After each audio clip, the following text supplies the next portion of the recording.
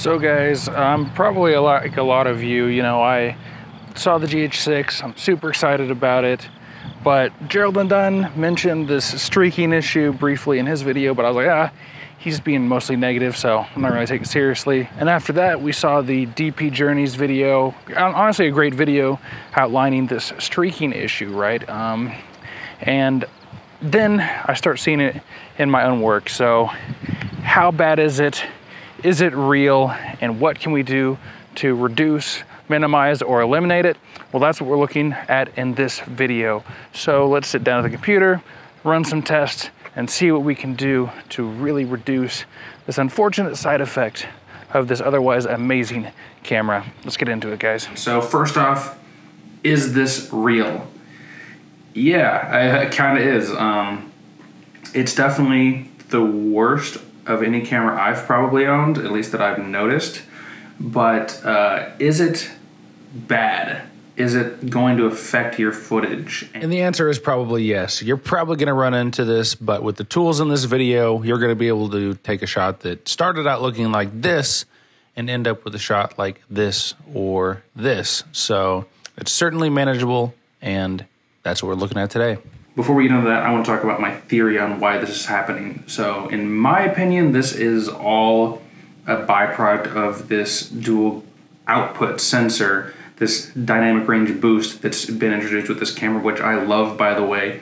I love shooting with that high dynamic range mode activated because it just lets you get the most out of the footage. It's a little bit noisier for sure, but if you expose perfectly, or maybe a little to the right, which I don't usually do, but if you expose well, you really do get a lot more highlight information, which just gives this a great image. But of course, if we get that streaking going across the frame, the image isn't going to look super nice. So how do we reduce, minimize, or eliminate the streaking in this camera? So I made this entire video you've watched up to this point, and frankly, a lot more.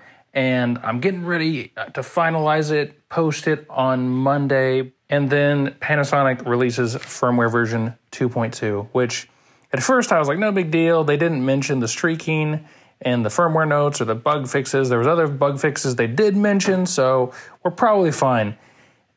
That was until I saw our friend from earlier, the DP Journey, post on his YouTube community tab, hey, just tested out this new firmware, and it looks like the streaking issue is much improved, but still there, or something along those lines.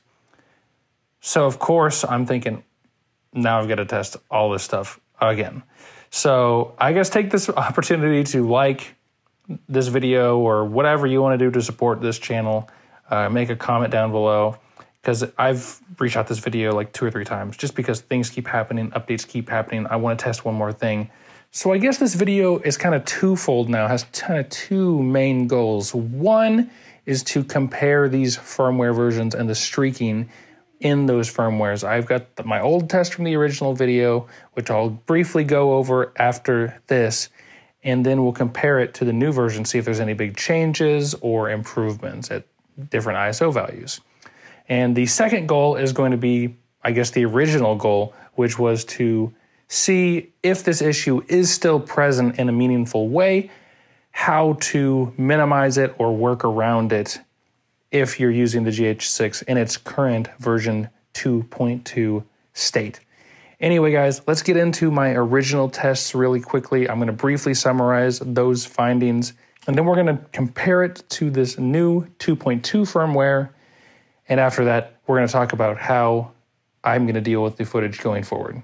So I tested this all in Vlog. I boosted the contrast like 100. I added a couple more stops of light, and I really pushed this thing to the extreme and went through every ISO value this camera can do in Vlog to really show that streaking effect. So essentially, this part kind of lines up with the DP Journey's original video pointing out the streaking that I think probably most of you saw to become aware of this issue. And that's that ISO 1000 and down is, it's fine. You're probably never going to see this issue in those lighting conditions where you would need that 250 to 1000 ISO. And even if it was a situation where it could pop up at different ISOs, it's pretty clean. It's still there. It's still a little bit, but it's fine. There's a slight hiccup at 640, by the way. Keep that in mind. So the second you hit 1250, something happens. I believe it has to do with the DR boost and the dual output sensor in this camera. But regardless, 1250 to 2500 is, I think, with DR boost off, about the worst you're going to find in this camera, to the point where I would just avoid those ISO values as much as possible. Once you hit 3200, it gets a little better, but I think once you hit 5000, 6400, all the way up to 12800, it just gets progressively worse. So yeah, DR boost off, I would say 1000 and down, and then there's like a nice spot at like 3200 to 5000 that's okay as well, but generally that's my takeaway from DR boost off. Now let's go ahead and turn DR boost on, and good news right away, 2000, 2500, 3200, it's all looking pretty clean, and in fact it just kind of gets a little bit worse as you go up in a predictable way, which is, I guess, nice in that regard. And the big takeaway for me is that DR boost on 2000 and up looked better than DR boost off 2000 and up. If you match the ISO values, they all pretty much look better DR boost turned on at those high values. So my basic takeaway for the original video was, 250 to 1000 DR boost off, and then 2000 and up DR boost on. And then there's like a weird no man's land from 1250 to, DR boost on territory of 2000 where I would just avoid it. So 1250, 1600, just never use it in vlog if you can help it. So that was basically my findings. I didn't have time to test a standard profile, but I do test a standard profile when we test the version 2.2 firmware, which I think we're going to get into right now. Quick update to firmware version 2.2, and we'll do this test again, see if there's been any notable improvements. All right, so I kind of already know the results, but we're going to look at them live here together. So let's take a look here. So we're going to start with vlog and then move on to the natural profile in a second. So vlog, dynamic range boost off, and 250, you can see it, but this is the best it's going to get. 320, same. 400, looking good. 500, I could see a little more, but that's okay. 640, much improved. I gotta say, 640 was like the roughest looking low ISO, so 640 seems better, at least in this test. 800, 1000, just kind of creeping up. 1250, still bad. 1600, still bad. And then 2000 actually cleaned up a lot. 2500 cleaned up a lot. 3200 is very clean. And I would say these high ISOs are looking better as well. 6400 is still kind of our breaking point for DR boost turned off. So just the standard vlog mode.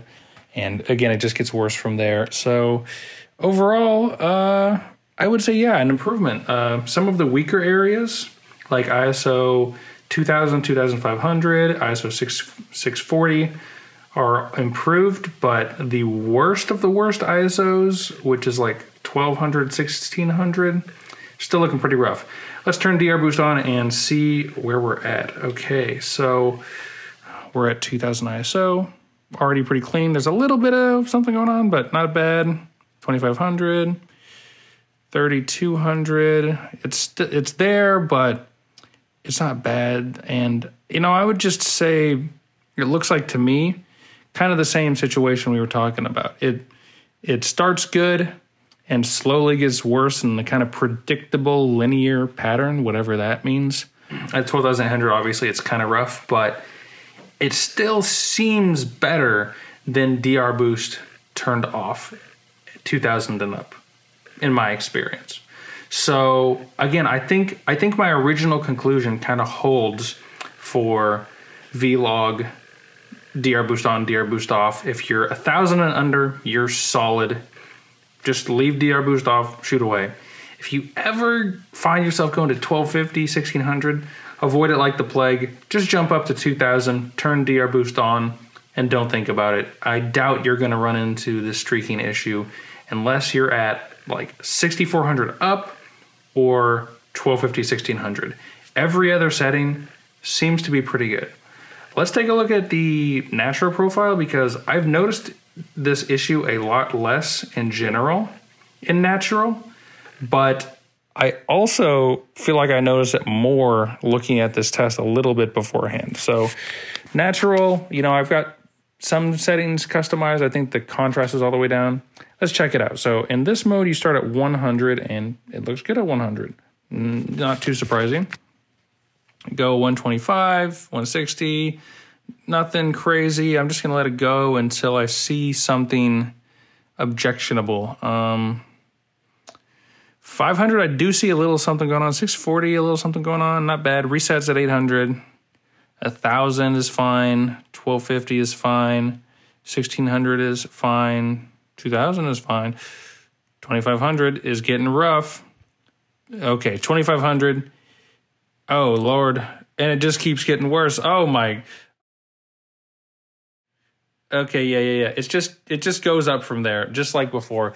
Oh, yeah. So it looks like with this test specifically, the dreaded honeycomb test is going to break your Rec 709 standard profiles at around 2,500 and up, and it's just going to get worse and worse as you go up. So again, not a huge, I can't tell if there's a huge, increase in performance here, but it does seem that if you're at 2,500 and below, you're going to be all right.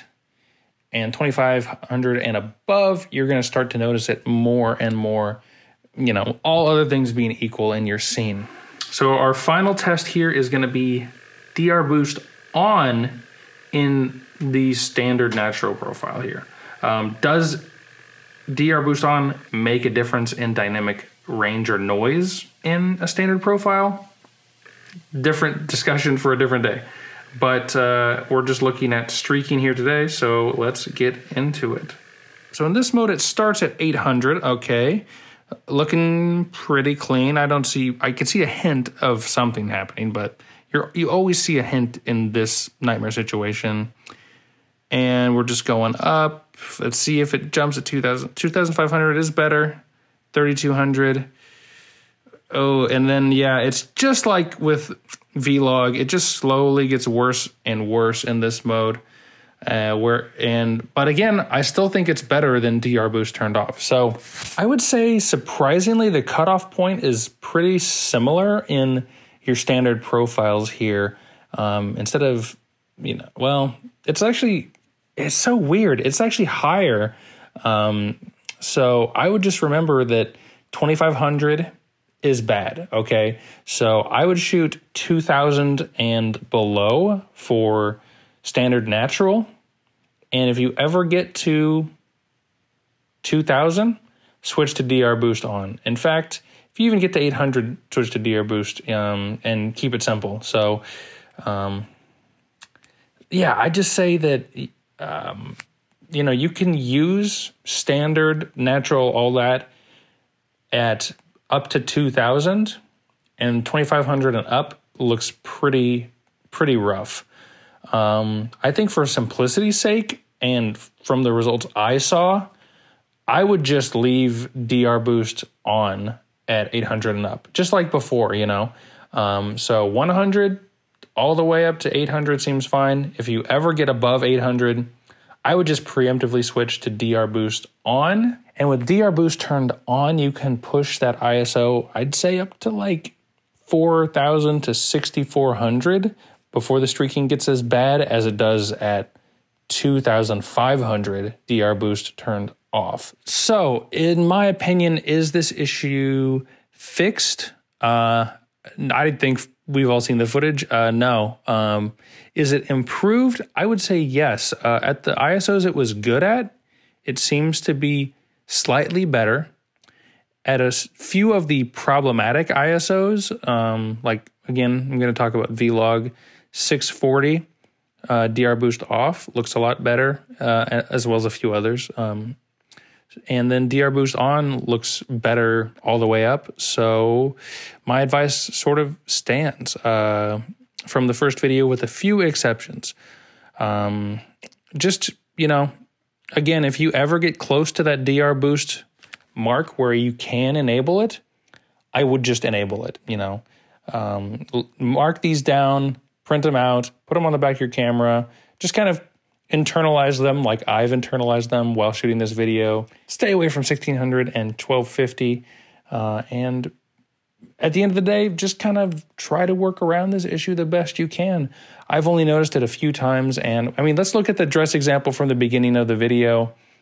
I changed my ISO from 2000 DR boost off down to 250 ISO, the base for vlog.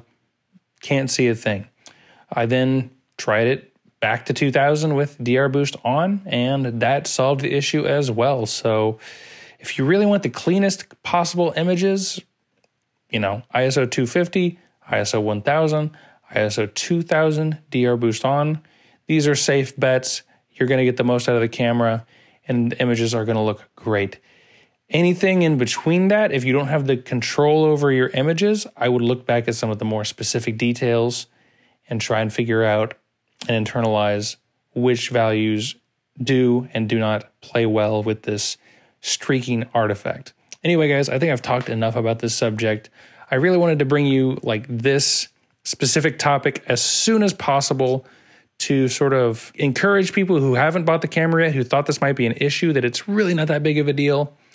And then the people who are maybe having some, second thoughts about the camera or whatever, kind of ensure those people as well that this issue is extremely rare in real world circumstances. And even when it does come out, if you know a thing or two about how the sensor works and which values are better or worse than others, you should be able to just slightly adjust your camera settings and your shooting angles and extremely reduce or totally eliminate this issue altogether. And in like final conclusion, if you shoot honeycomb grid lights for a living in super low light conditions, buy a different camera. If you shoot anything else, you're probably going to be just fine. But if you're really that concerned, go rent this thing, test it out in the camera store, run your own tests, borrow it from a friend, and see if it's going to come up in your work or not. Personally, it hasn't come up in my work more than a half a dozen times in a serious way, and in almost every situation, I was able to completely mitigate it. So that's my kind of conclusion: is it's easy to reproduce if you got a honeycomb grid, and it's hard to reproduce in the real world and real world shooting conditions. So yeah. This video is a lot of work, guys. Subscribe, comment, like. Let me know what you thought of the video, and look out for more GH6 content coming your way soon, or later, or whenever I get time. Anyway, thanks, guys. See you guys in the next video.